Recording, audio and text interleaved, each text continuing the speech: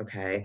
So I want you to have fruits. I want you to have veggies. I want you to incorporate nuts and seeds and whole grains. Having a more plant forward diet nutrition is very helpful with slowing down CKD progression. You know what I mean? And so I understand where people have that hesitancy because they're just not sure. Do you know what I mean?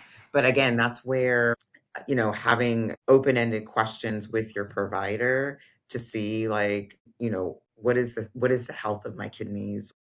What other ways that I can help support my kidneys outside of, medical management? Some doctors might have those, or providers might have some input and some might not. But it's also like if you may not have the means financially to work with a kidney dietitian one-on-one, then like going to credible sources, finding credible sources out there. And there's a lot of us like myself and other prominent kidney dietitians with like sound advice, nutrition updated advice and following it that way. But I think the biggest takeaway is like for CKD, the minimum I would want somebody to consume is at least let's aim for at least 2 servings of a fruit, 3 servings of a veggie per day. That's the best place you can start. And if you are concerned about potassium because maybe of what you read, you could still, there's plenty of lower potassium fruits and veggies that you can incorporate. But I want you to still incorporate something, being mindful of like your protein portions, your animal protein portions, sharing your animal proteins with like a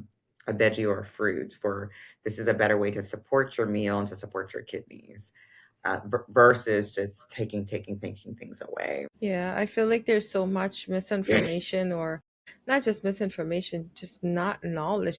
Amanda reinforces that with me because she's always trying to tell me to eat more veggies and prepare my food better. I appreciate that your knowledge is not something that's, I guess, I don't want it to be like this is new information. It's information, it's just new to me. Yeah.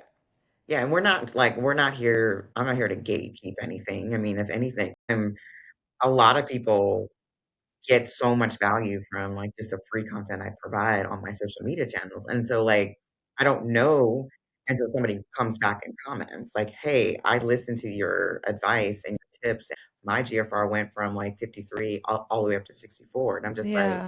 "Wow, like that's amazing." You know what I mean? So it's out there, but I want people just to know those things. And so it's just finding the right credible source and then, looking through that or finding a few that you trust Yeah. and then using that information to benefit you. Because, like your podcast title, I'm not here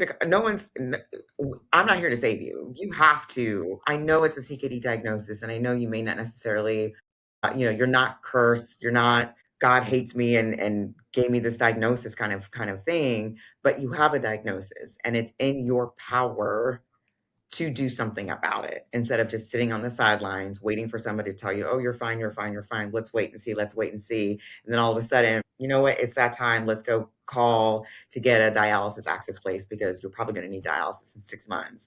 Like, no, I have health conditions. I'm not relying on my provider to tell me. Like, I'm going to go do my due diligence to see what I can do from a holistic and a lifestyle change to help myself because no one's coming to save me. I have to that's my responsibility, Yeah. you know? So it's up to you to find those credible sources and to apply that information on your own.